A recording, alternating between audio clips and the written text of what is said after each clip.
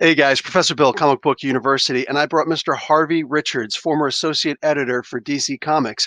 You may have heard me talking about his case in the podcast. You may have heard me talking about it in general in just live streams. This is a man who worked for 22 years in editing in DC Comics, right? Constantly layoffs going on. We just heard of layoffs happening recently.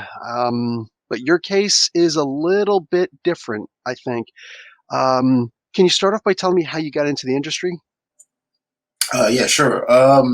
In 1995, my girlfriend, later wife, and I decided to move to New York City. She wanted to get on Broadway, and my goal was to get into comics. And at first I didn't agree with her. I was like, you could freelance anywhere in the world. You don't have to be there. But she convinced me that New York is the place to be. The companies are there. You can network. You can meet people. And I mean, ultimately, she was right because when I did get there, I mean, in Ohio, I forgot to mention that I was from Akron, Ohio. I went to Oh, okay. St. Mary, where LeBron James went. Mhm. Went to the same high school, but basically, in Ohio, I was kind of like an outcast because there weren't too many black guys who were in the comics. I mean, it was very, very few. I met like one other guy who actually was published as an artist, who was African American, all that stuff. But uh, when I went to New York City, it was completely different. It was a whole nother world. I mean, there was so much diversity. There were so many different ethnicities and women that were in the comics. I mean, it was amazing. It was just like it was exactly what she said it was. And while I was there, of course, we had to get odd jobs and stuff like that. But eventually, I got an internship at Milestone Media. And Okay. Milestone at the time, yeah, was they had just moved into the DC Comics offices.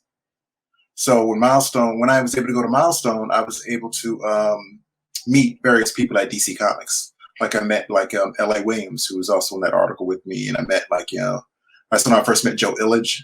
I was his intern and all that stuff. I mean, it was just it was like the beginning of so much. And Milestone was like it kind of like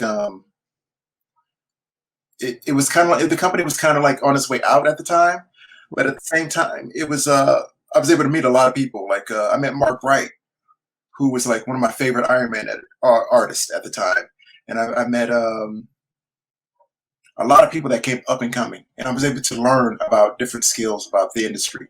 Milestone was their methods of making comics was pretty old school. They were still using rubber cement. They were still pasting things in. They were still coloring things by hand.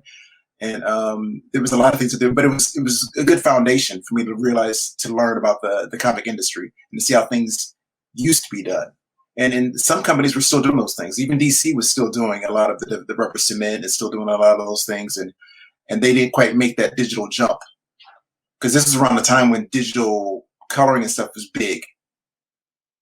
Like Image made it huge, Mm. and Image is actually one of the reasons why I wanted to be in the comics. But in New York City, the two biggest companies were, of course, was DC and Marvel. And while I was in New York City meeting people, everyone was shooting for Marvel. Everybody was talking about Marvel. Everyone was like, that was the place to be. No one was talking about DC, so which is why I kind of focused on DC. I said, okay, let me try to go for DC because I mean, they're neck and neck with each other. I mean, Marvel's number one, but DC was number two. So at Milestone, I was able to meet not only people in the industry at Milestone, but because they were in the DC offices, we were using the same mailroom, we were using the same shipping. So I had access to the DC offices too. So I met a lot of editors. I was meeting a lot of freelancers. I mean, it was a dream come true for a kid, a 22-year-old kid moving to New York City, and not only meeting people who love comics like me, but meeting people that I read about as a kid. So I mean, it was but I mean, you still have those rumors that that there was every once in a while you would talk to people and they would talk about their experiences, and there was still that that glass ceiling that you heard of.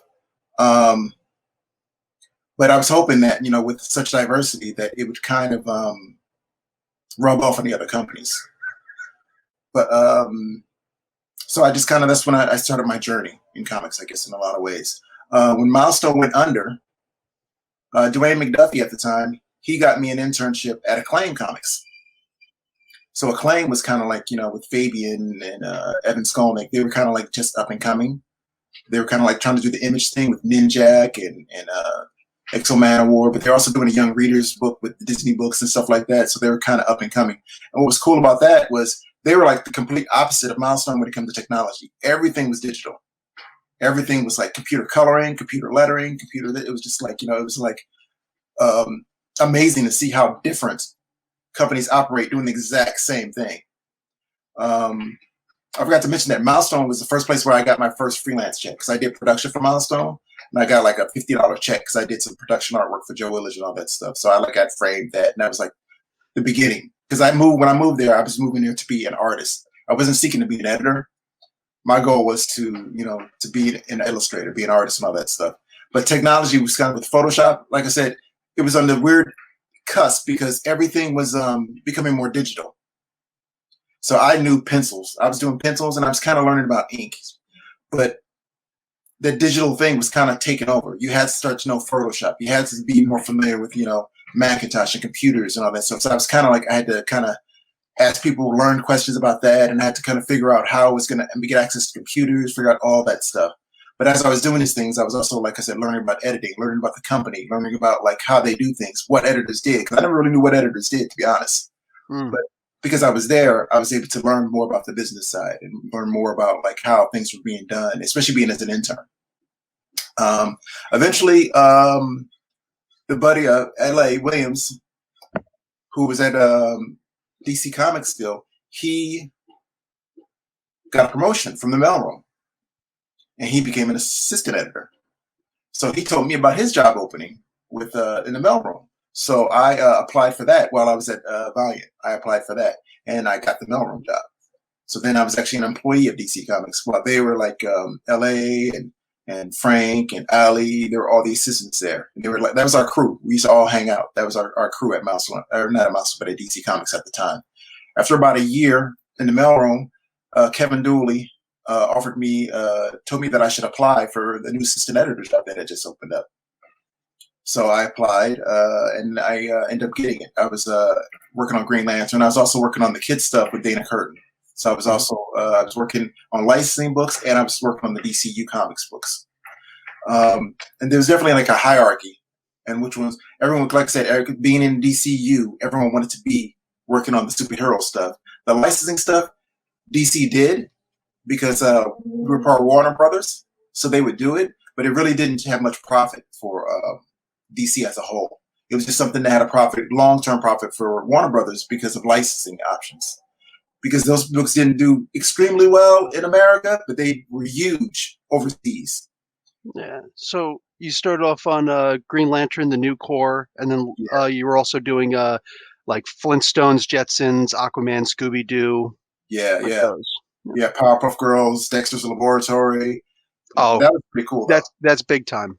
It was. Dexter's Laboratory is big time. Yeah, all those Powerpuff Girls. I mean, those guys, they were up and coming. They were huge. And I mean, I didn't realize until a little bit later, until Heidi McDonald took over as being an editor there, because Dana left and Heidi came in, and we used to go to licensing shows. And then you would see how big these characters were. They had much more, because it was before the movies had kicked in with the superhero stuff. So these characters had much more mass market appeal than the superhero stuff did. Because direct market, which is where superhero comics did well, direct market wasn't really, didn't cross over. Like my parents didn't even know what I did when I said I worked at DC Comics. They said, "Don't computers do that?" They didn't even realize how those things were done. They still to this day don't know what I did as an editor. And it was that stuff. It wasn't until the movies kicked in that we became more mainstream, because it was really, really underground in a lot of ways in the real world. Except for those, like I said, the kids' books were much bigger than I thought that they were. And I learned a lot about the business too, because I learned a lot about editing.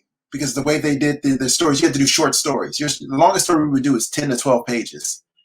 You had to, from beginning, middle, and end. You had to establish things. You had to establish the characters. They had style guides. They had color guides. They had their characters down on point. They had all this stuff figured out. In the DC editorial, when we sent references, it was like, okay, go to issue such and such, scan that in, and send that to the artist. Whereas you didn't have to do that with the licensing stuff. Licensing stuff, everything was there. Front, back, side, all those things. Milestone had a style guide like that they had the Dakota Style guy where it was like the hardware section, the icon section, the Blood Syndicate section.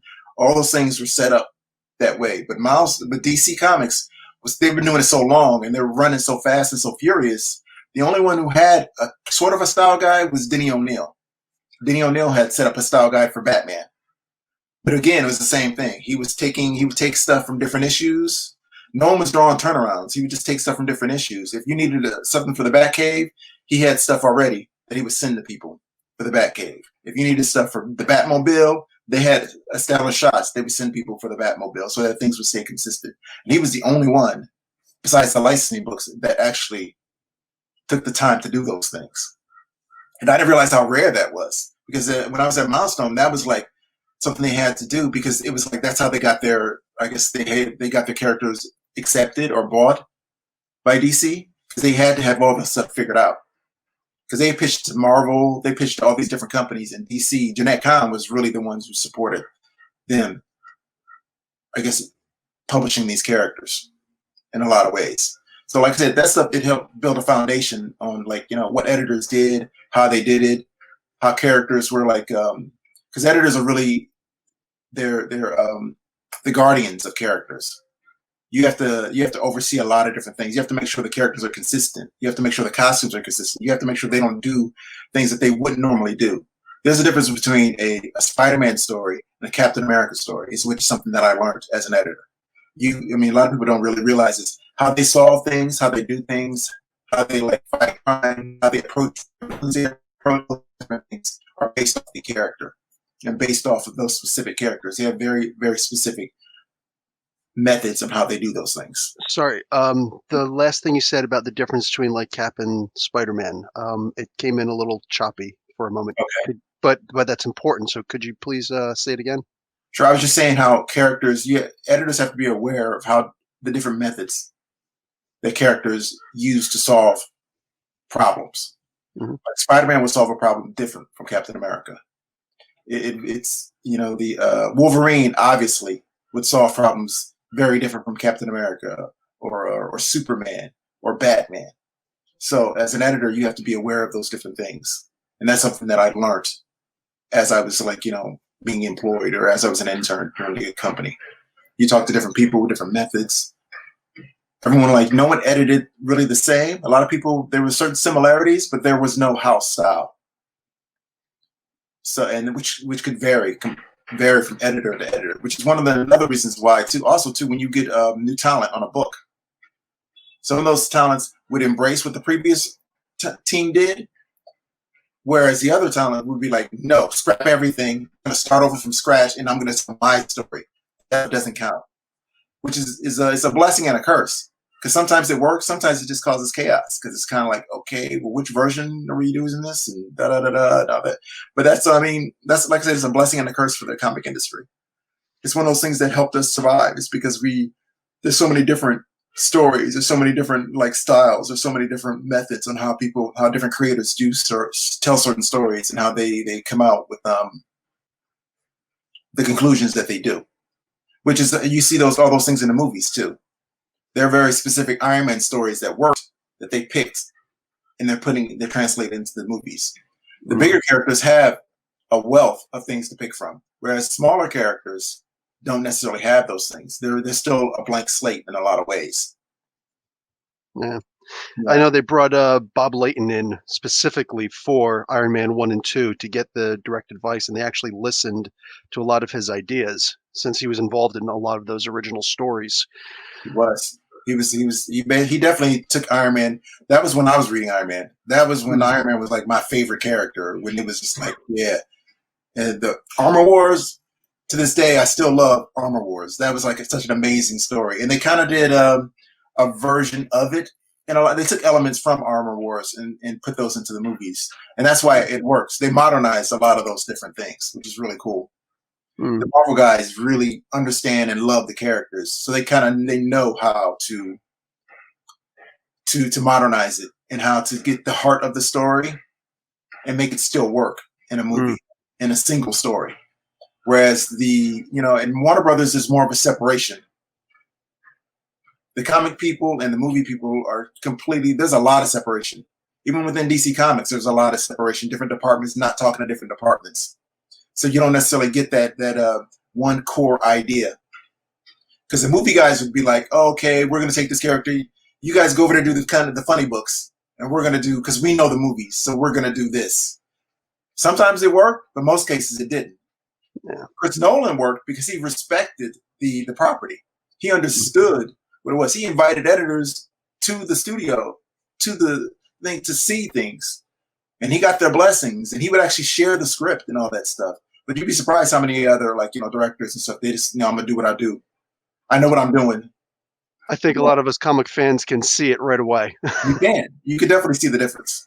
I promise you, there's a lot of people right now, well, when this goes live, people who are glued to the set right now saying, yes, preach, speak, say these things, because, it's hard to see that translation. It's hard to see, especially nowadays, to see consistency in the comic books, to see, the stories still continuing on instead of just radically changing everything. So, yeah, you're definitely preaching to the choir here. Well, it's tough because nowadays it's kind of like, there's not really one genuine, I guess, leading force for these characters, because the comic industry is kind of reacting to the movie stuff, and the movie stuff is kind of reacting to the comic stuff. Because a lot of times we're trying to tell story, well, we got to tell this story before they do in the movies. Yeah, that happened with Wolverine's origin. Exactly. So they're trying to hurry up and rush this out. At the same time, there were certain things our hands were tied in certain instances. Like there was one story where they were gonna, Warner Brothers got mad when we killed Robin one time back in the day, because the Tim Burton movies were out at the same time, and they were like, we're about to introduce Robin and you guys are killing Robin. So it's kind of like that. It was kind of like, okay, well, what do we do and how do we do this? And we have to work our way around it. We have to do this and all that stuff. But now it also seems like now they care and they don't care. It's like, we're going to reflect this, but then we're going to do what we went over here. And it's a bit chaos right now. No one everyone's kind of, just running scared. It's weird. It's a blessing and a curse being mainstream, basically. Yeah. Jim Starlin killing, you're talking about Jim Starlin killing Jason Todd, right? Yeah, big weird thing. And I could see the Burton movie saying, what, how could you? But it was kind of good that they killed him, because I don't think we wanted to see Robin in the movies. That's like a classic epic story. And think about all the stuff, that was huge. And even think about the things that Warner Brothers have done. Like they just released a movie where it was like, you get to choose now. They're doing the same thing where you choose if Jason dies or he lives and how the story outcomes would come, which is exactly what they did. Yeah, I'm wondering if that released yet, because I actually wanted to buy that. Yeah, but and then meanwhile, there's another case with I'm remembering also in the DC room, Maurice Simonson, Louise Simonson, and Orwell, a whole bunch of guys. They wanted to do they wanted to get Clark married to Lois. And no, Adventures of Lois and Clark, they haven't gotten married yet. They're going to do it there, so we can't do that yet. That's why they decided to kill him instead, which it's crazy to see how, you've got mainstream Batman, this is okay. Mainstream Superman, this is not okay. Yeah, I can see what you mean by the consistency or inconsistency. Yeah, there's a lot of that. I mean, it's definitely like, it's like, because even with the Batwoman thing, now they're trying to feed the new Batwoman, the new black Batwoman, into the regular comic stuff. They're trying to figure out how that's going to work, which is weird. It's like, So you're going back and forth. So you're not a huge fan of that idea? And generally, I mean, I'm not really a fan. I mean, it's because I think the movie guys are making a lot of the same mistakes that the comic guys are making, which is they keep making these white characters black. Like, I mean, it doesn't work, and we know it doesn't work because we've been doing it for decades now. We do the Black Green Lantern. We got the Black Firestorm. We've got all these different characters. We're pretty much just white characters who we just make them look black. But then, and at the same time too, it's like then they'll get minorities to try to make this work. The problem is it's when you take a character, give them an exact same costume, the exact same powers, and they're put in the exact same environment. But I mean, there's no reason for this character. They don't have the same motivation that the original character had. Like you need a whole new rogues gallery. You need a whole new supporting cast. You need a whole new reason why that person is going to have that costume on. It can't be the same reasons. There's no emotional connection to those characters. When you do those things, it's just a gimmick. It's just one of those things where it's kind of like, oh, look, diversity, but it doesn't work because there's no heart, there's no foundation to it. It's funny. I feel like that works with Jon Stewart, while at the same time, I have said recently that while Marvel will try and do diversity, they will try to make new characters. And I love Miles Morales also. He's literally one of my favorite characters. I love what they've done with him and everything. Yeah, that's one instance that works, actually. That's the one instance where it actually works. But they didn't follow the same. When they did that, they kind of gutted it from they gave him his home. He doesn't have the exact same costume. He has different powers. He's got a different supporting cast. He has a different motivation for what he did. And then, like, there's different villains that he's fighting. So there's more of an emotional connection to those things. Whereas, like Jon Stewart, I mean, I like Jon Stewart, but technically speaking, who are his villains? Exactly. He's got a different backstory, but I feel like when Marvel does something new, it's really not usually too new. When DC does something new, they're adding new characters, but I mean, here's a new character. What should we do? Let's just make him a Green Lantern. Let's just make him a Flash. Yeah. And are there any actual new characters? And unfortunately, no. Yeah, it's a quick, easy gimmick to do, and like I said, they've been doing it for decades, and it hasn't worked. They did Steel. They did. I mean, there's so many different characters you can go down the line, and like it works for a hot second. People are talking about it. There's buzz about it, but eventually it goes away. And then like they're doing it with Wonder Woman recently. That, I mean, she has the exact same costume. She's got the exact same name. But I mean, it's like, I think the biggest gimmick is that DC's best hope is they'll get little coverage from this. They'll get a lot of coverage from this. Then, when it doesn't work, then they can get more coverage from the original Wonder Woman is coming back. And they could do another first issue. And then they could do another, like, Diana is back. And then maybe what they'll do is they'll spin off this character and give her a new name and new costume, and they'll see if they could have two different series going on at the same time. I mean, that's ultimately what they try to do when they do these things, is to expand the library. Yeah, like playing a video game and getting a different skin. Meanwhile, it's the exact same game. Yes, it just looks different from your point of view. Right. Nubia. Talk to me about Nubia. That was during your no, that was definitely before your time in DC. But tell me about how do you think they're going to approach Nubia? Because you were just talking about a different Wonder Woman, the same name, just different skin colors. You're talking about Future State, right? Yes, the new Wonder Woman. I think is that Nubia. She's the one that she's going to take over the mantle. Because I just saw a piece of it. Is it actually going to be Nubia taking over, or is it going to be just a different version of Wonder Woman? I'm not. I don't know. I mean, this happened after I was gone. I saw the big announcement and all that stuff. I know they talked about Nubia for years of her eventually coming in and be more of a main character. It was just why they established her in the first place. Yeah, why didn't she? How come that didn't take place? There are very few Nubia stories, and the Earth 23, I think it is, where all the heroes are black. President Superman and so on, and that's where it's a different version of these characters, including a different version of Nubia. So it's convoluted. Where's the consistency in that? Why haven't they actually done anything with Nubia? Are you familiar?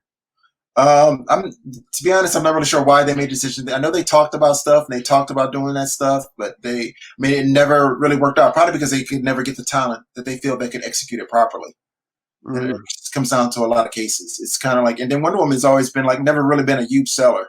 Wonder Woman hasn't been like Superman and Batman, where they had multiple issues going on. Like they've got Superman and Batman. There's like 4 monthly titles.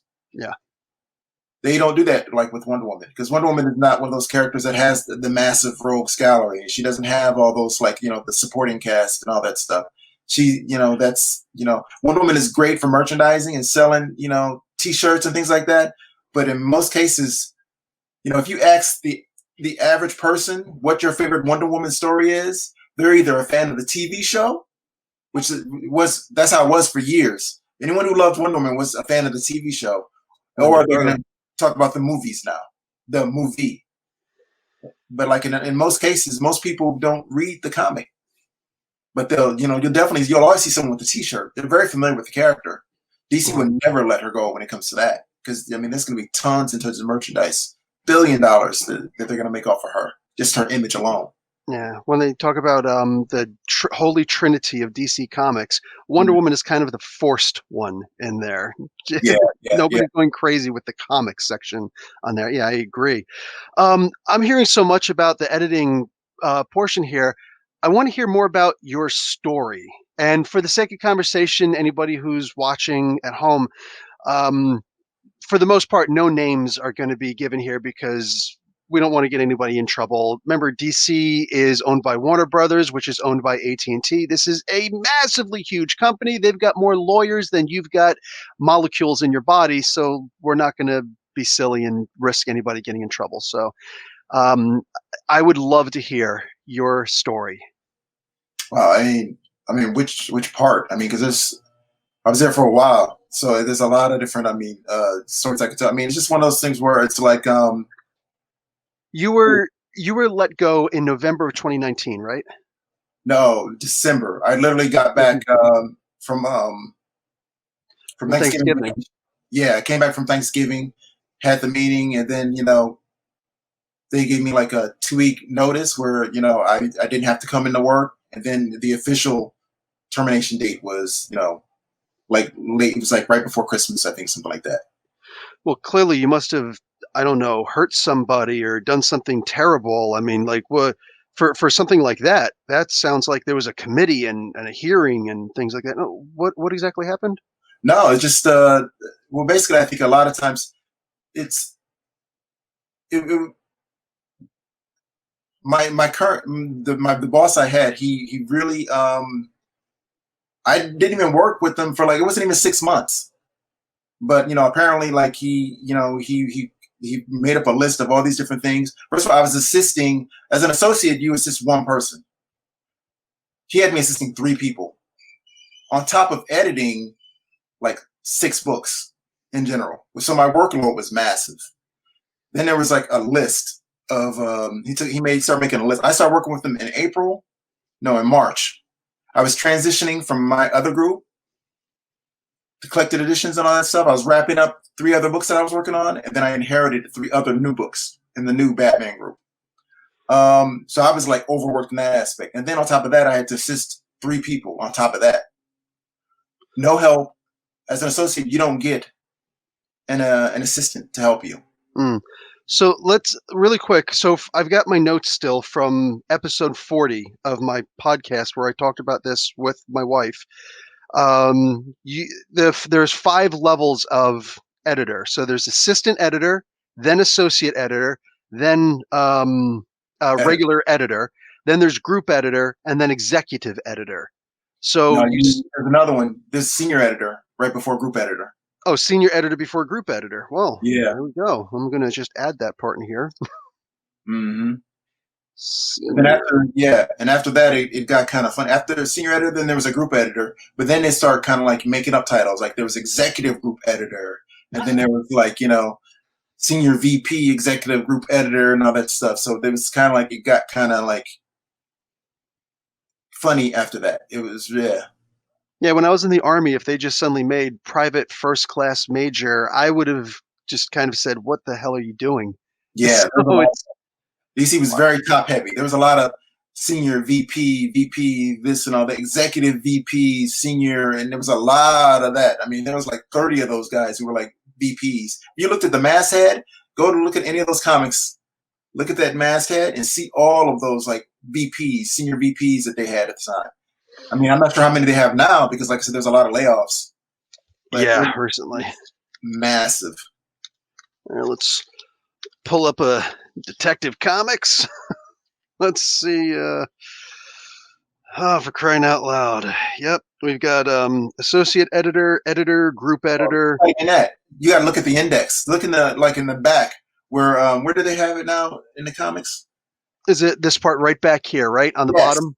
That's where, like, look at all those like senior VPs and all that stuff, and it's like there's like 40, 50 of those guys. So Bob Harris was recently replaced by Marie Jevons. That was like this week, but he's senior VP, editor in chief. Geez, they got greater than less than signs in here. Oh my God. Yeah, I've never really gotten into this before. They do not play around. Yeah, Hank there's a lot of Canales is the senior VP, Publishing Strategy and Support Services. Dan Mirren, VP, Publishing Up. What the hell? yeah, it was massive. There was so many of them. Okay, thank you for teaching me that about my comic books. My God, man. So you started off as an assistant editor. Excuse me. What was your time there like? Because it sounds like there was a lot of obstacles in your way.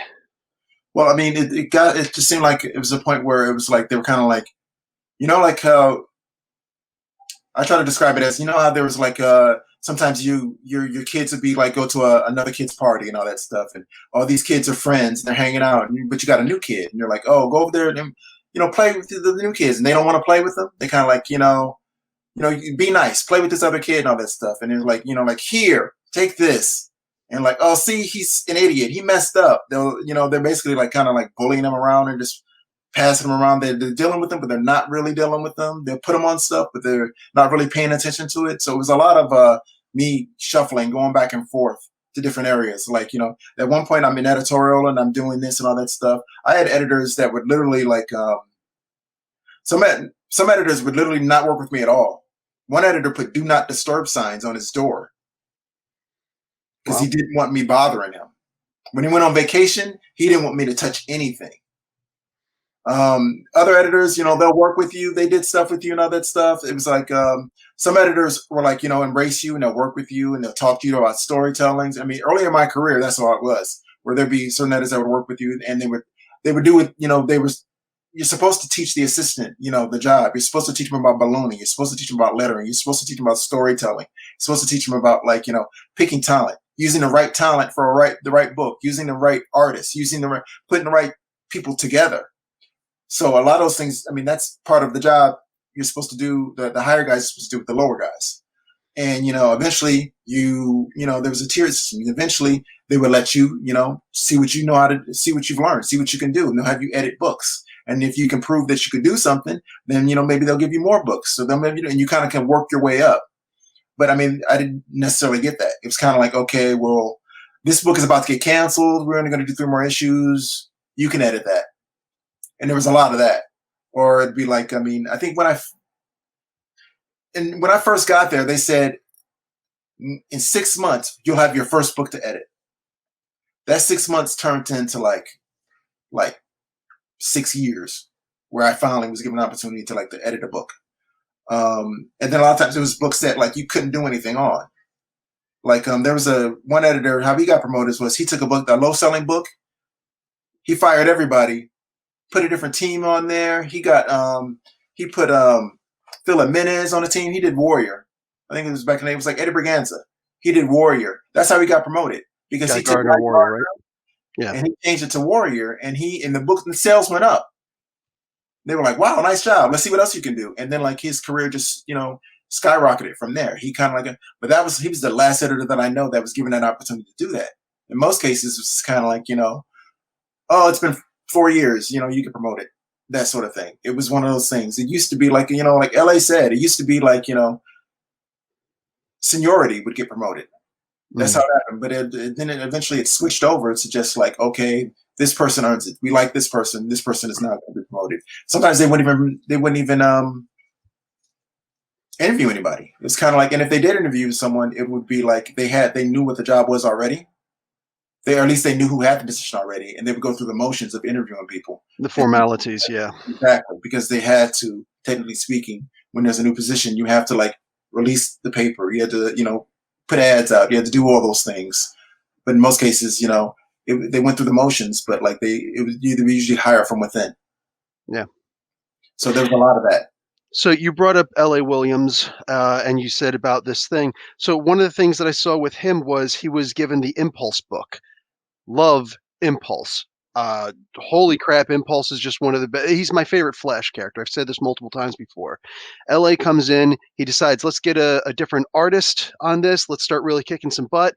The sales of the comic book go up. And I don't want you to necessarily speak for him, but if you've talked to him about it or what you've heard about it and whatnot, here's this guy. He suddenly brings up this comic book. Boom! It's a big deal. This was after Mark Waid left the book, right?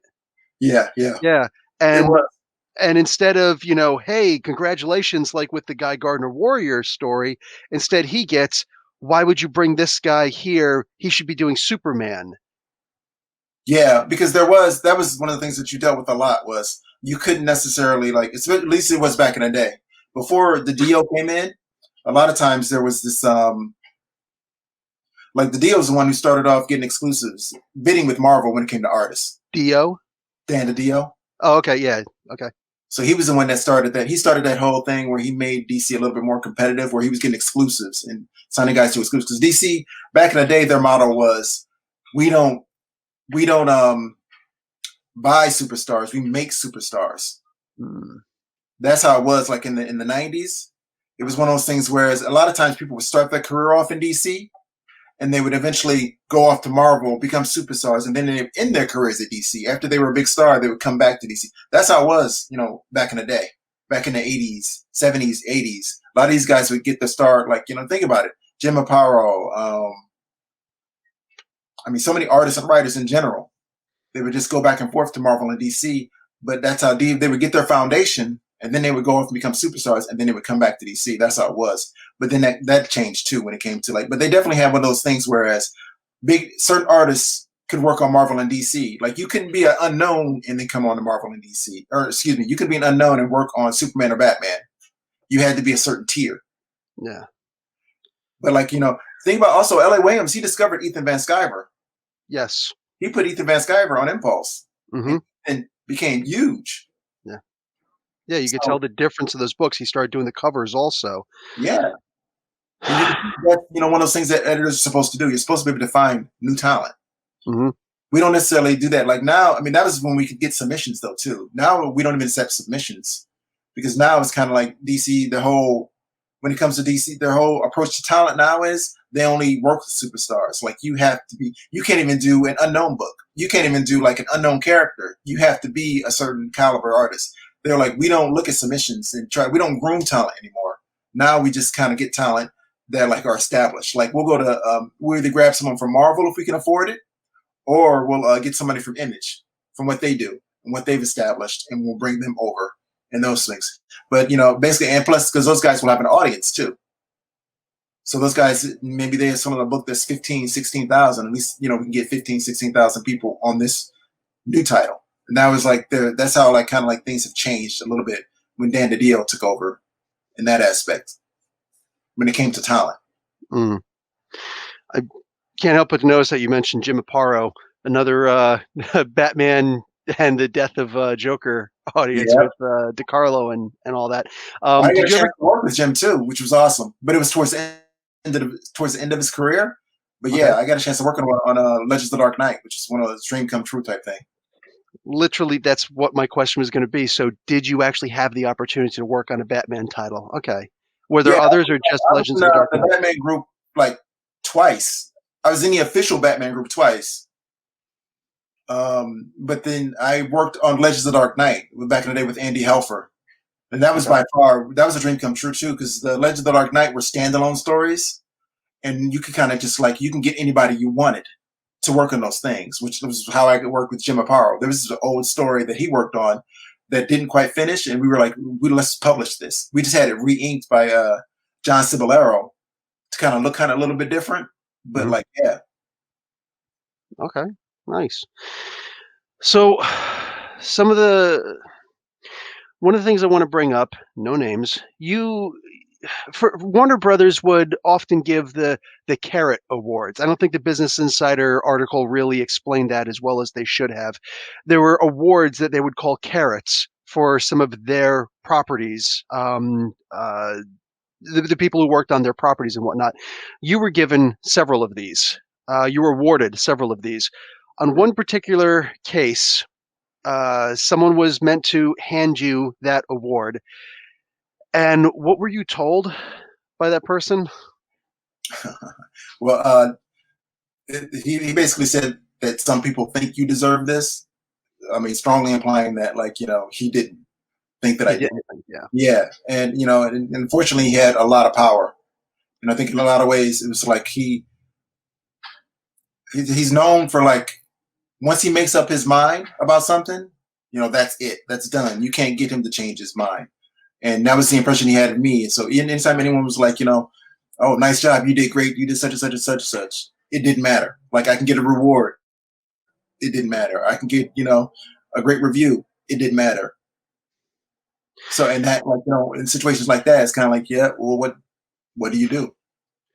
Some of that, how do I, his mindset of this individual's mindset of you're not worthy of this, that, and the other thing. Did a lot of that stem from the the he'd apparently asked you at one point to write, working in business, I know this is the most ridiculous thing in the world. Tell me what you do. Give me a weekly report on what you do. So basically, in crayon, you have to write. I did this. I edited these books. I brought this person in and justify your job, even though you already have the job. You were asked to do this for this individual, right? And Yeah, can you tell me about that? yeah. There's an opportunity for me to go into like the Superman group, and they, I mean, they asked me to write out what I could bring to the group. I guess I'm not really sure. They did. That was it. There was no.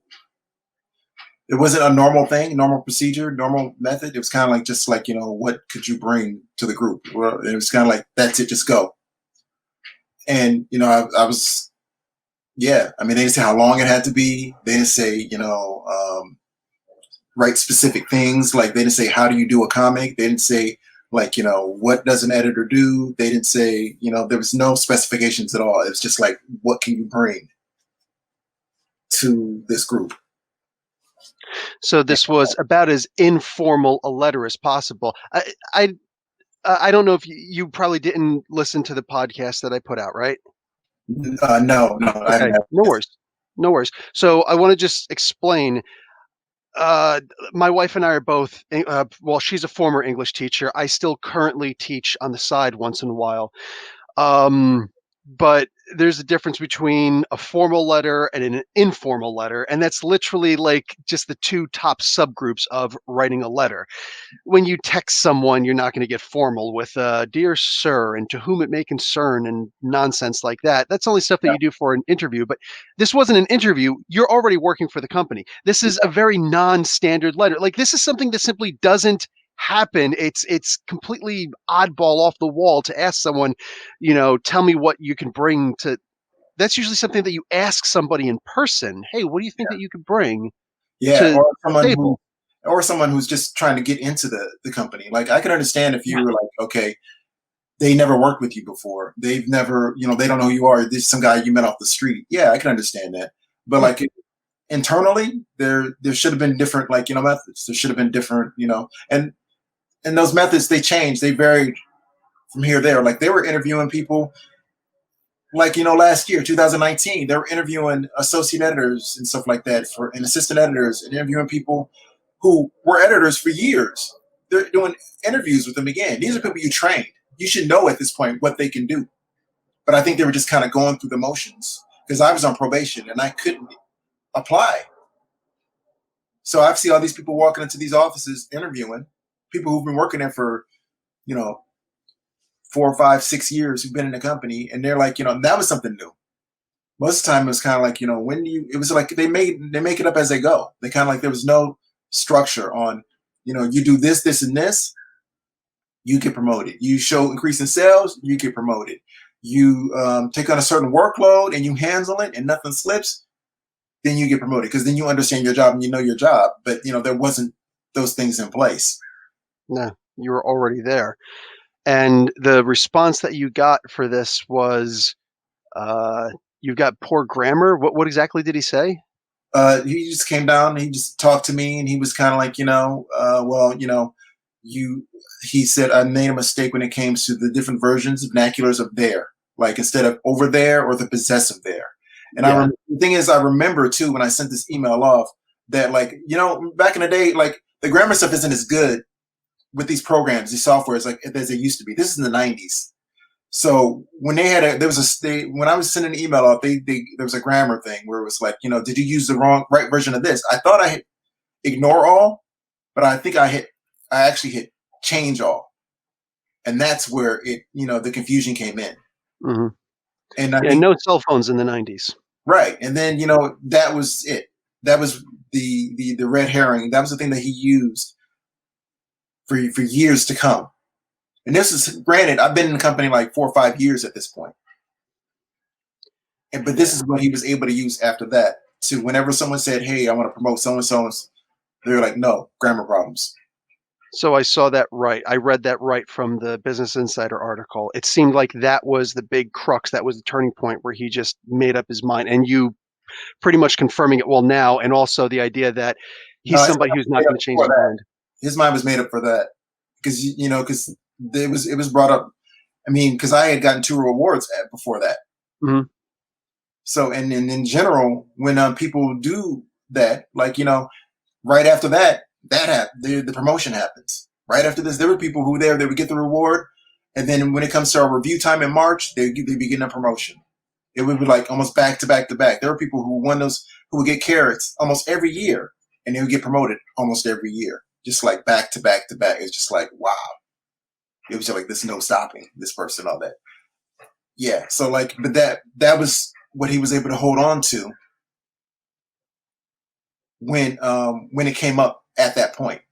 Then it was like grammar problems. Before that, he didn't have an excuse. He just like, but it wasn't happening. But after that, that's what he was able to like to hold up. We go nope, and it wouldn't even be like they were like he would like read this and then you could see that like he's got grammar problems. It was just like nope.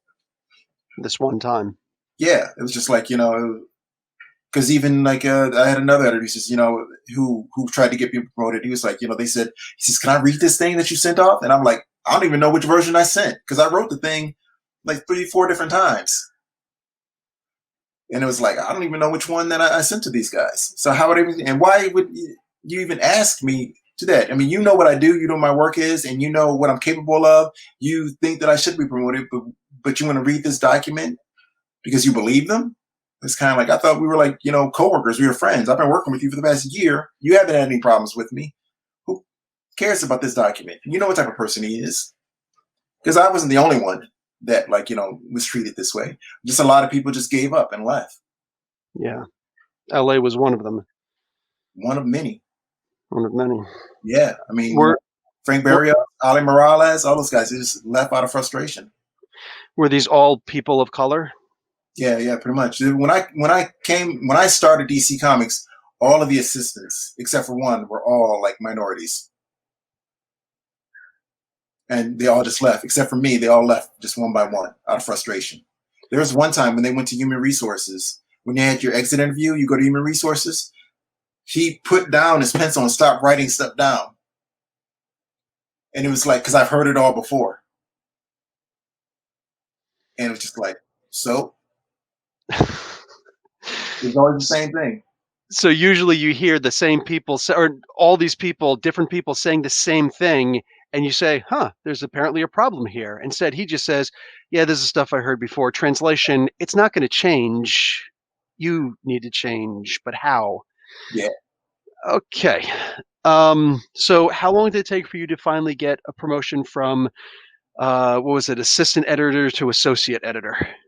Oh, it's 12 years. 12 years. Yeah. But that was when we got our new president, and she promoted everyone in editorial got a promotion. Wow. And that was the last promotion that you would get. Yes. I thought at that point that the company had changed because we had a new president. There was a new, like, whole new, like, we were coming DC Entertainment. We were like, it's a whole new company, a whole new edge, a whole new this and all that stuff. It was kind of like, yeah, cool. This is it. Then maybe this is now going to be the company that I hope it would have been. Or I was hoping that it was, or that I was hoping it could become.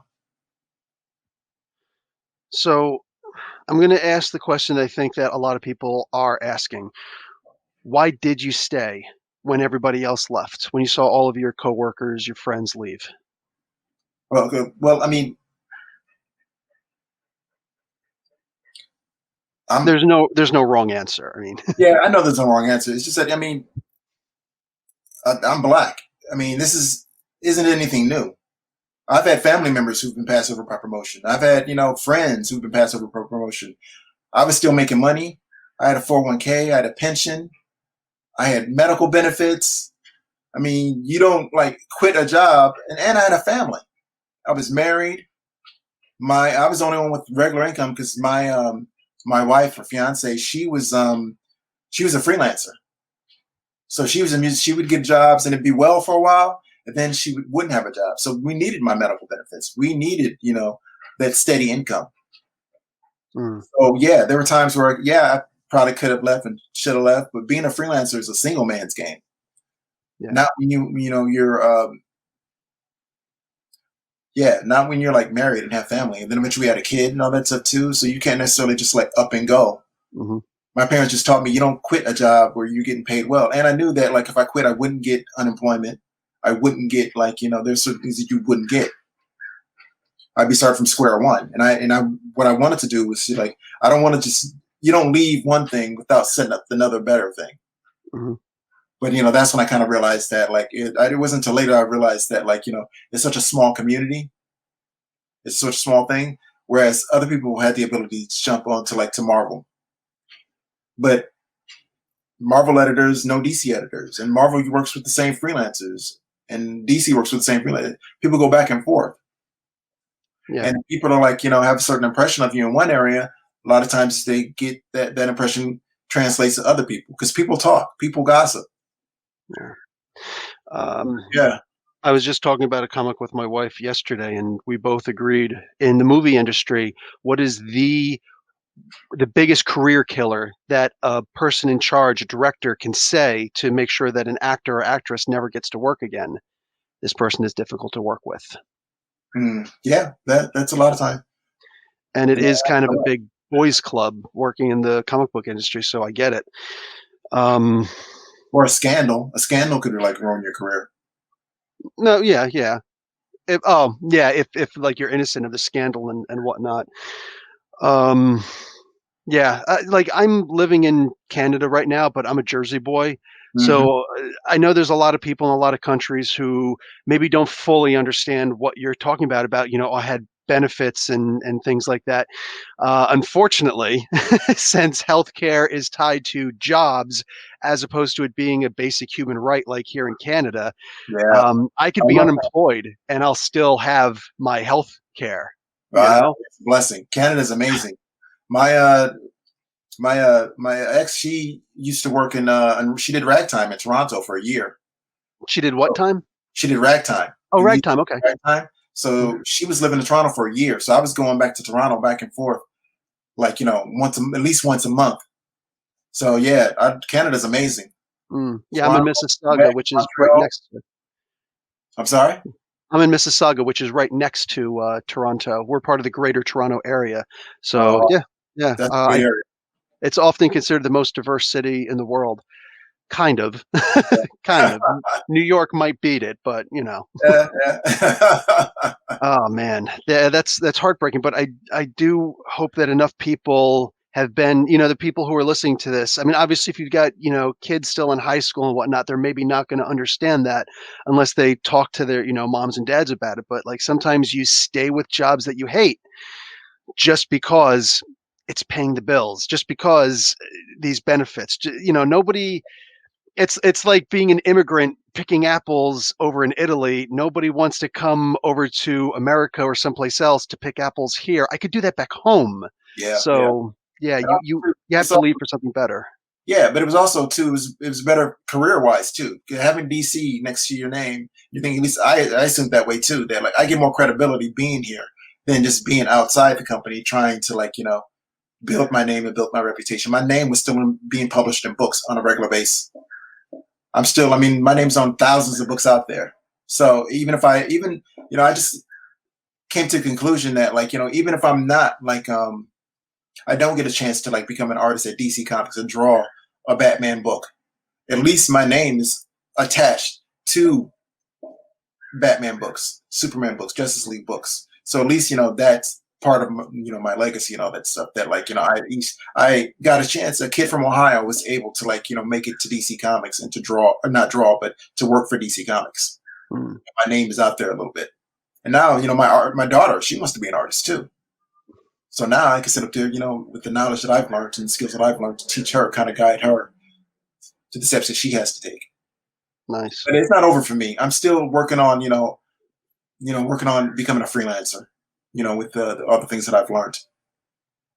That's fantastic. Yeah. Nice.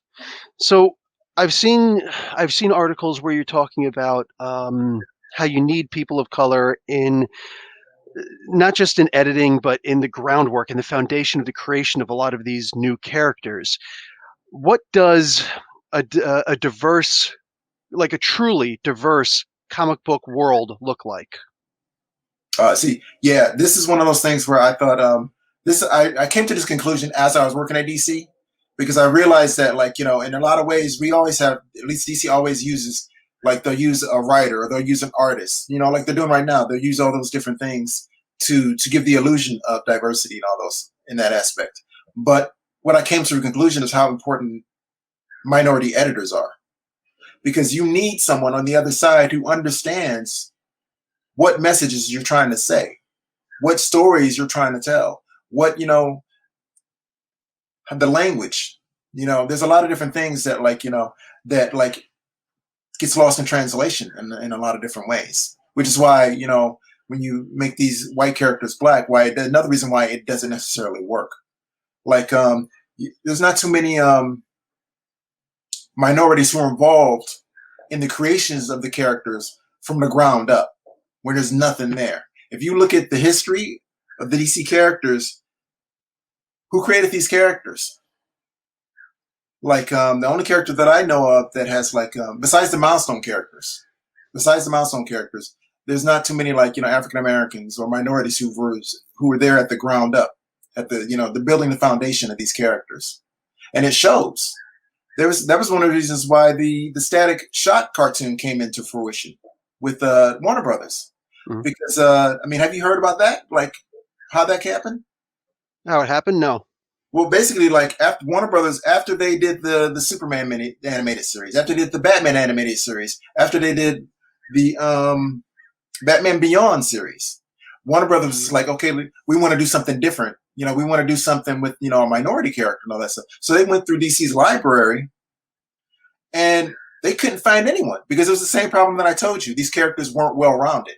They didn't have the supporting cast. They didn't have the villains. They didn't have the they weren't fully flushed out characters. But that's when Warner Brothers discovered Milestone. They said, wait, we own these guys. And that's when they discovered Static Shock. And because Dwayne McDuffie was still in charge of Milestone, they approached him. They had, because DC and Warner Brothers couldn't do the Static Shock without Milestone being involved in. So Dwayne McDuffie was able to write episodes. He was able to get Dennis Cowan. Dennis Cowan came and was able to direct episodes. They were getting equity from Static, because they were there at the beginning of this character. They had to share it with Warner Brothers, but they were getting all these things. That just goes to show how, we can help make more true diverse characters, true characters that reflect the community and reflect our mindset and who we are. Whereas, these gimmick characters don't necessarily work. And in most cases, if you look at Jon Stewart, you look at, Steel, these are all pretty much, white people created these characters, and then they'll get black people to help them flush out this idea. But this isn't necessarily ideal necessarily for creators. It could become ideal if you look at Doom Patrol. You see the TV show. Yeah. What is his Arnold Drake? He's the original creator of the Doom Patrol. I'm trying to remember. I was that's the TV show, but okay, yes, one of the three original creators. Creator, right? But if you look at the stories they tell, they're telling Grant Morrison stories. Yeah. So that's an example of how you could work it to your benefit. Coming onto a character that you haven't created, he's reimagined that idea so well that the only stories that they want to tell when it comes to Doom Patrol are the Grant Morrison stories. He doesn't get credited on the TV show every month. Mm. But he's getting equity. He's getting paid for all those different villains, all those different new characters he created, all these different versions of this stuff. That's ideal of what a freelancer should strive for. So you still have that opportunity there, but it would be more beneficial if you had someone on the other side, an editor on the other side who understands what you're trying to do, what stories you're trying to tell, and they don't necessarily have that. So is that why Static worked for them and Black Lightning didn't? Yeah, in a lot of ways. Because, Black Lightning is one of those characters. I mean, I worked on Black Lightning, and it was created, I forget who, I'm blanking on his name right now. Tony Isabella. Yes, Tony, he created Black Lightning.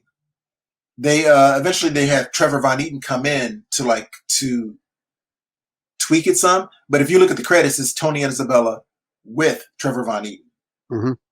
So it's like he doesn't share equity with Tony. That is pretty much Tony's character. He gets a much smaller percentage than what Tony does, because Tony took the idea to DC Comics. Tony had pitched that idea to Marvel, and then he took it to DC, and DC took it. It was a completely different character, though. Yeah, in a lot of ways, but it's definitely like his creation. And there's not too many instances, with the exception of the Milestone, that actually African Americans were involved in the creation of these characters. I mean, you could just go down all John Stewart, Steele, all those characters. There wasn't anyone there. It's all pretty much just people doing their versions of what they think African American characters should be. And then they'll have African Americans come in there and kind of like make it, legitimize it in a lot of ways. Mm. I know. I remember reading this article. I've never found it again, but I remember when they said when they were making the Justice League animated shows, they said we brought in Hawkwoman, not Hawkman, because we only needed one Hawk and we need another woman on the team. And why did we bring in John Stewart instead of Hal Jordan? Because we needed a Black Lantern. Well, we needed a black person on the team. So basically saying he's just a token character. He was, yeah. He is in a lot of ways. But the stories, but that was, again, Dwayne McDuffie was working on those stories. Mm-hmm. And Dwayne McDuffie really, again, he fleshed out their character, he fleshed out their relationships. In a lot of ways, too, he made, those are probably the best John Stewart stories told ever. Yeah, they influenced the comics major. Like before there was, what do you call it? Mosaic, Green Lantern Mosaic, which... Yeah. I remember I bought them. I got the ring. It came with the first issue. Yeah. Cully Hamner. That was one of Cully Hamner's first freelance gigs as an artist during that time. I remember because there was a big deal. I think Kevin Dooley. Did Kevin Dooley edit it or Helfer edit it? But I remember it was one of those things where they ran over the squirrel and they did the roadkill story and all that stuff. That's one of the big things I remember from it and all that. But yeah, it was like, and people forget too that like I said, Dwayne got that job because he worked on Static. And it kind of revitalized his career because he was pretty much blacklisted after Milestone. No one wanted to work with him. I gave him. He wrote some Johnny Bravo stories for me when I was working on the licensing books, and then LA had hired him for Static. He did some inventory stories for Static, or not Static. Excuse me, Impulse. Okay, yeah. Impulse. Dwayne was working on Impulse, but for the most part, he couldn't get any freelance work at DC. So when they did that episode, that TV show, it revitalized his career because that helped him also get work at DC afterwards, where he was able to do the Justice League, and he was able to do all those things. He said the only downside of working on that Static series was they couldn't get toys made because they said African American toys don't sell. That was the only downside because he would have been like set for life. That's us. That's like okay. That's DC Direct. Yeah. That's the DC Direct figure. Mattel, all the licensing stuff, because you have to remember this was in the 90s, late 90s or whatever. Yeah. Mattel, Hasbro, none of them, they refused to do it. And a lot of those toys, that's one of the reasons why DC Direct actually came into fruition, because they wouldn't even touch all those other characters. A lot of those toys that we did, that DC Direct did, is because the big companies wouldn't touch it because they were like, they don't sell. Who are these characters? Like I said, a lot of the characters didn't have mass market appeal. Yeah. Superman, Batman, those are the ones, they had movies attached to them. So those had mass market appeal. You have to remember, there was a direct market and there was a mass market. And these toys, DC Direct was sold direct market, DC Direct. And that was because McFarlane showed that there was like so much business when it came to the toys. That's why they're limited editions. They're like, we're going to make 500 of these. We're going to make so much. They found a market in those things. And it changed the industry. Wow. So, okay. So do you think that a lot of these characters are therefore set up to fail? If they're not making movies and trying to make movies for other than Batman and Superman, I mean, do these characters have a chance of going mainstream? Um, who knows? I think what it is I don't know if they're set up to fail. I mean, of course they want to make money. They want them to they want them to succeed, but it's going to be a win-win for them regardless. Because, like I said, even with the Wonder Woman thing, if they come out with the Nubia thing, the best case scenario is they could spin her off into her own title, and they can bring back the original Wonder Woman. Yeah. So I've got Wonder Woman titles out, so it's a win-win for them in the long run. All short-term profits, all short-term turnover. Yeah. So I'm going to quote something that I see you written in this article for the Mary Sue some time ago. I think this was 2015. You said, amongst many other things, the biggest challenge is getting the veterans to take me seriously in the comics industry. I used to think that they would be thrilled with new ideas and perspectives, but I've come to realize that they're happy with the way it is. They only change when they have to. And change doesn't come from the inside, it comes from the outside, from competitors. With the shift in audience, movies, video games, and the decline in comic sales, they seem more open to new ideas more than ever. For me, it's a very exciting time in comics. Yeah, that was the impression that I had for comics. There's a big shift of diversity. That's why I thought that, like, okay, they, maybe they'll be looking to me to help them. I mean, look at Black Panther.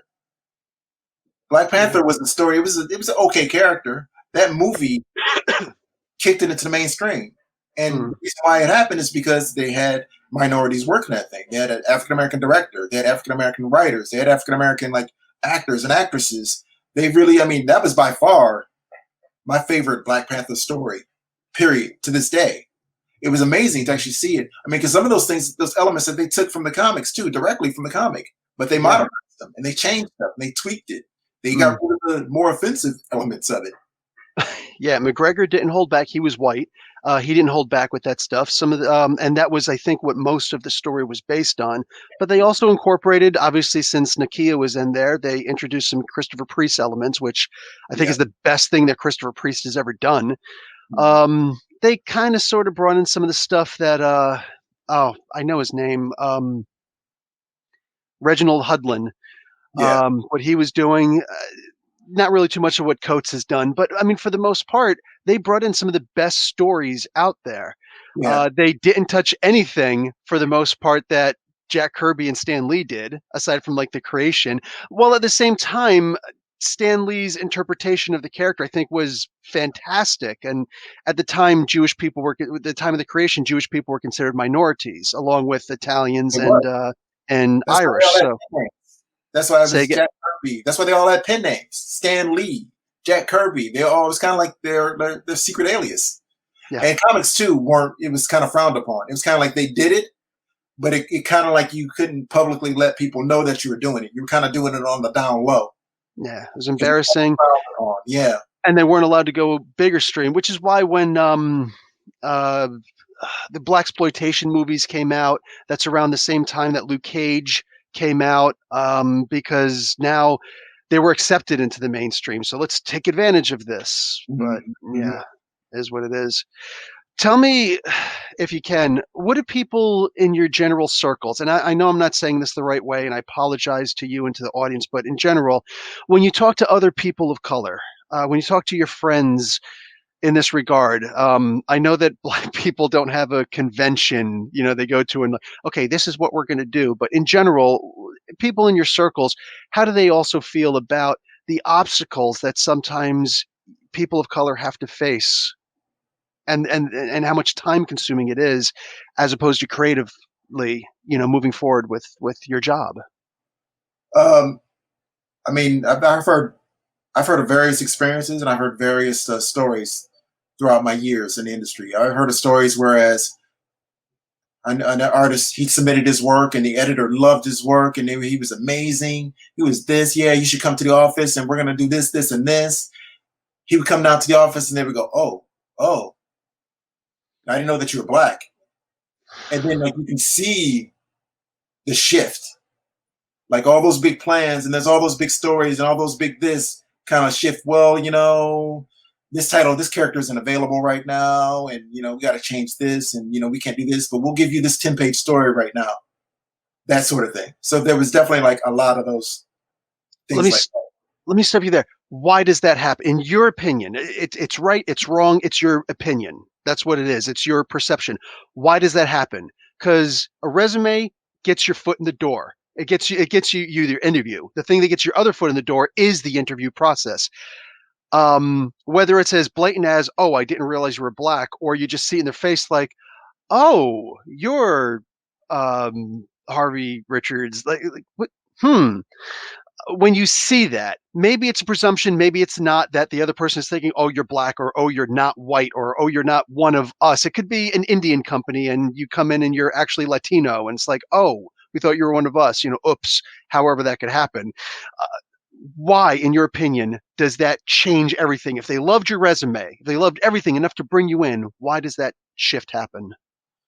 To be honest, I'm not really sure. I mean, I think it was one of those things. I don't know. Like, it doesn't happen as often anymore like it used to, at least when it comes to freelancers. Because I definitely saw that there was a lot more diversity while I was there in the past like 5 years. There were talent. There were the people that I was approaching and I wanted to use in on our books and all that stuff that I couldn't necessarily bring them in.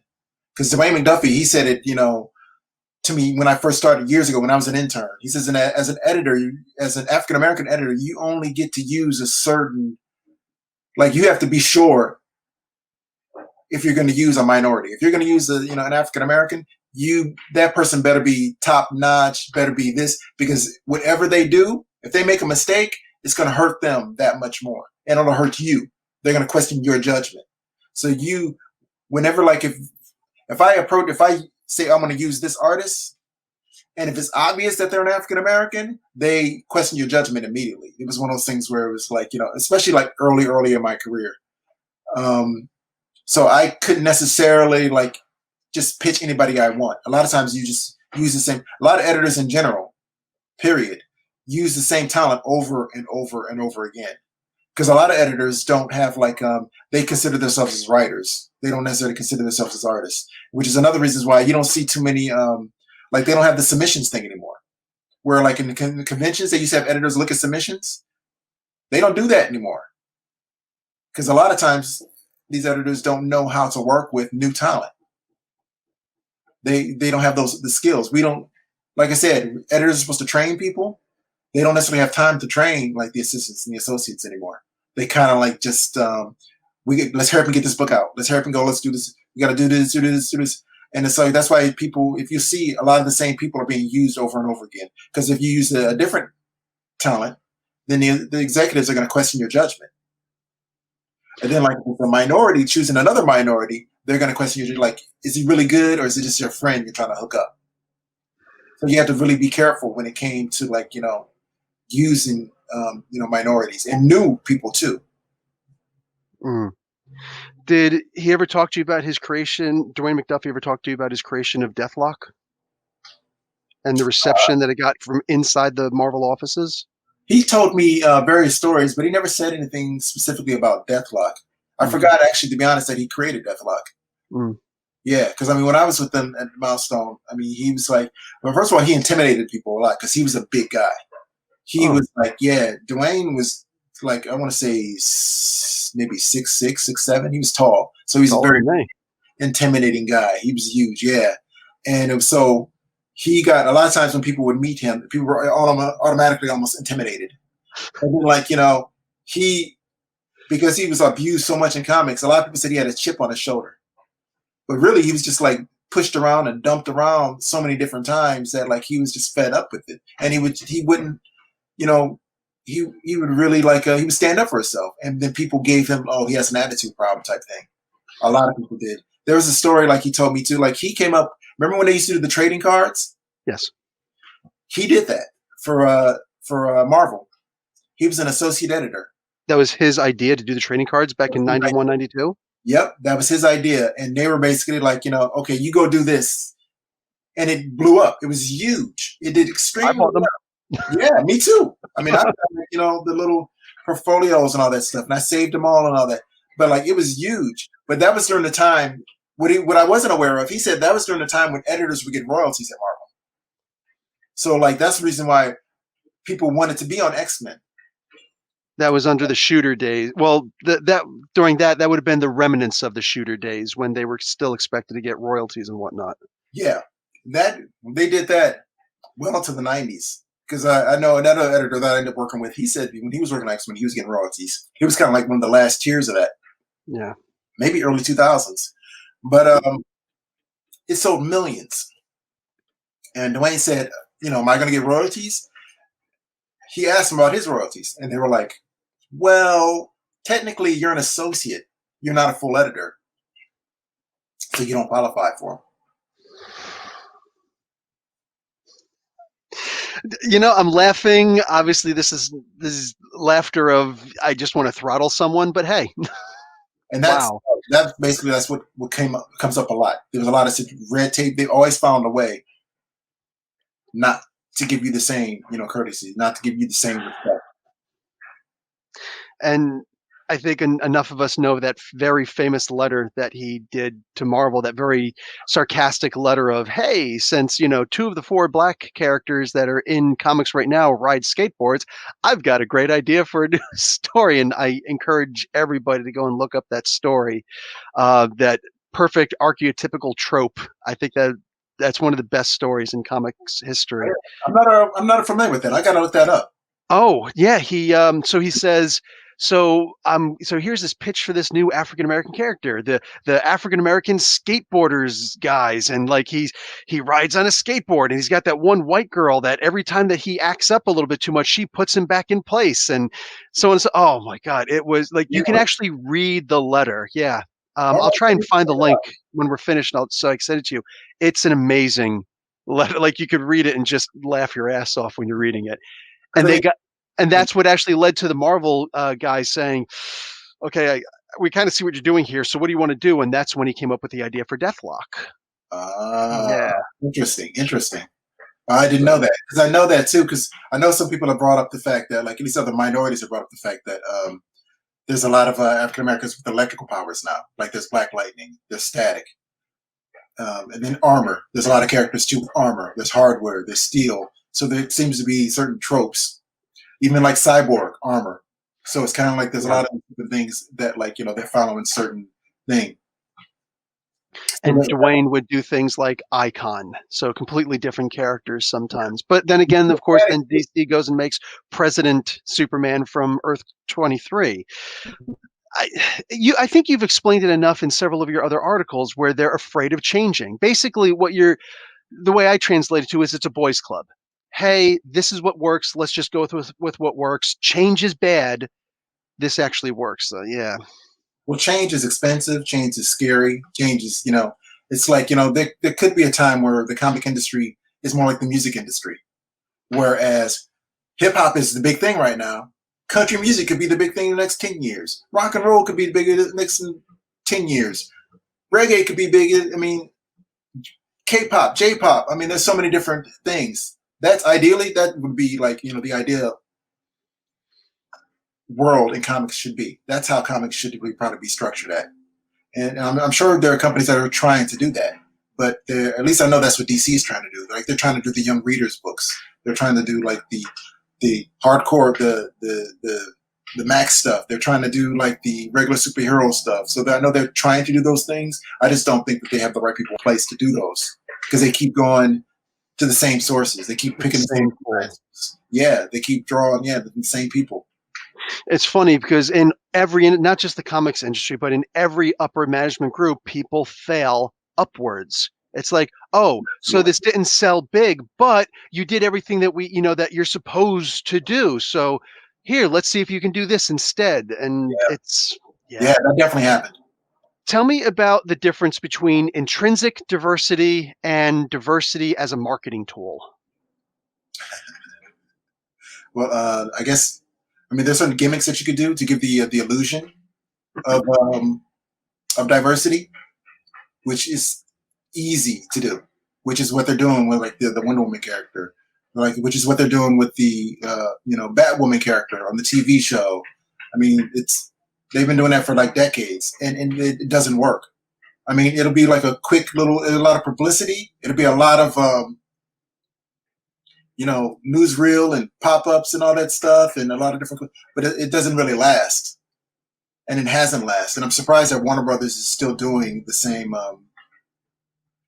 They're not learning from DC's mistakes in a lot of ways. They're repeating those same things because I mean those things. I mean they're easier to do. It's easy to do those things, and it doesn't cost people their jobs. And they can show that they can show that they made an attempt to do what people are asking for, and they know that eventually things will just go back to normal.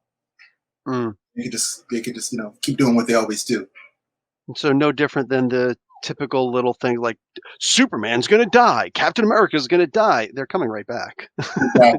But a lot of people don't know that. Which see, we know that because we've been reading comics. We've been seeing this stuff for years. But young kids, they don't realize that. They go, "He's dead? Whoa!" And they're buying up all these books. That's what when they killed Superman off, there are people who believed that he was gone. They didn't realize, that we killed Superman, 10 years ago, and he came back. End of the same issue. Back. They broke Batman's back. Who's going to be the new Batman? What? He'll be back. Don't worry. And he was. I mean, It was clever in how they did with the Superman's death. But it all worked out for them because think about it too. Think about all the different equity they got. All those 4 different characters. They got new villains. They got new heroes. They got all these different things that they could sell. That was like gangbusters. Yeah. Yeah, big change for Cyborg Superman. They actually made him cool. And remember too, DC only did that. As I said, DC only did that is because DC was number 3. At that point, Image knocked DC on the number 2 spot. Yeah, that's when things was fun at DC. When things got interesting, when the sales went down and they were like, oh man, we got to do something. That's when they started doing the Death of Superman. That's when they did Identity Crisis. That's when DC we were doing Infinite Wars and we were doing all that stuff. DC was fun. We were doing all these different spin-off, multi-crossovers, doing all these things. It was a blast. But then as soon as the sales got back to normal, DC would play it safe again. They're like, no, we can't do that. No, that's going to piss people off. They're worried about that breadbasket, middle America. They were so worried about offending them that, they sucked the life out of their stories. This is the world over. When I used to travel a lot more in the Middle East, soccer is huge. It's life. It's life. Like it's, soccer balls run through your veins, not hemoglobins. And what do you call it? It's called football there, but still, that's the exact same thing I see in every football game. Oh, we're behind, bring the goalie forward. Let's go. Fight, fight, fight, fight, fight. And then when you're up a point, that's when everything goes to defense. Okay, go back and keep the ball away. Just keep the ball away. It's in sports, it's in comics, it's in movies, it's in everything. Do it. Try a little change. Put your big toe in the water. Okay, wait, it's good. Stay here. Yeah. So it's a safe bet. I mean, because these are big, massive corporations, and they want to keep those things going. They want to keep those stories going as long as possible. It's like I was talking to a buddy about X-Files, and how X-Files was an amazing show in the beginning, and how they were going to end it. Once they decided they were going to end it, and they would do the movies, and they would end it. It did fine. It was cool, but then they overstayed their welcome, and it got boring. And they started contradicting themselves and changing this and overlapping this and doing all that. And it was just like they killed themselves. It was a slower death. Yeah. So it's like, you gotta, sometimes you have to be content with just if they diversify themselves more, then there may be a time where Superman and Batman's not selling. But maybe this character over here is going to be selling. Maybe that character is going to be selling. But all I really care about is Superman and Batman and Wonder Woman, the Holy Trinity. Yeah. I think my final question, what does a comic book industry look like and what do jobs look like if there was a truly diverse situation, jobs, work environment? Well, I mean, if you give, I mean, what does it look like? I mean, it looks like, it would probably strengthen the company in the long run, because then you could like, you're rewarding people for what they do and not for who they are. You're rewarding people for what they bring to the company and the results they get in the company, and the sales that happen. I mean, I don't see any how it would hurt a company at all if they judged employees based off of that and what they can do rather than who they are. I mean, the only benefit of the who they are aspect is like right now they can show diversity. Like there's tons and tons of like women are thriving in DC right now. Mm-hmm. And when I first heard it, that wasn't the case. That wasn't the case at all. It was mostly, pretty much just like, white men. But now it's kind of like, it's like there's so many more, diverse ways of thinking and ways of approaching these characters and stuff like that. So we'll see what this new DC is going to be. Because, I mean, it's definitely much more diversity in that aspect. But there's still, I mean, they still have a way to go. There's still, it's not perfect. But, either they're gonna learn and grow, or they're gonna fade away and die. I mean, when I was at DC, they were saying constantly, I had old bosses saying that this is it. This is the end of days. Comics are on their last leg. There's only a matter of time before Warner Brothers decides, they don't need editors. We don't need new stories. We could just go to our library and we could just publish those for decades. They could still make the movies. All the movies are based off of old ideas anyway. All of them. It's like, when the best stories are the origin stories. When they first start these characters off. That's what they did in Iron Man. That's what they're doing for all of them. Ant-Man, all of them are origin stories, and then they'll do 2 other movies, and then they'll stop it, and they'll move on to another character. That's when diversity would help, because then they would have more of a library for them to pick from. Because, I mean, they're struggling with Superman. Superman is one of those characters that's not really easy. He's struggling right now in this time period. Batman is much more malleable because there's so many different versions. You could do a funny Batman. You could do a dead serious Batman. You could do a middle of the road Batman. But Superman is kind of like, he's the Boy Scout. He doesn't have the same. He's not as malleable as Batman seems to be. So, like, are they getting that fatigue when it comes to those characters? If they have other resources in their library, then maybe they could tell other stories, which is what they're trying to do. You're seeing that a lot. They're picking from these other second tier characters and trying to figure out ways to tell their stories without the stigma from the hardcore audience saying, no, that's not my Batman or that's not my Superman. They can tell these stories like Marvel did with Guardians of the Galaxy. I didn't know anything about them. I mean, I knew bits and pieces. I knew of them. But that's probably one of the best things they did with Guardians of the Galaxy, because it was kind of like they were like a blank slate. It was like, who are these guys? This is amazing. They've really, like, now they're like a big powerhouse thing. And now they've got comics for these guys, Guardians of the Galaxies. And these characters are actually something because of what they did in the movie. Yeah. Drastically changed Star-Lord.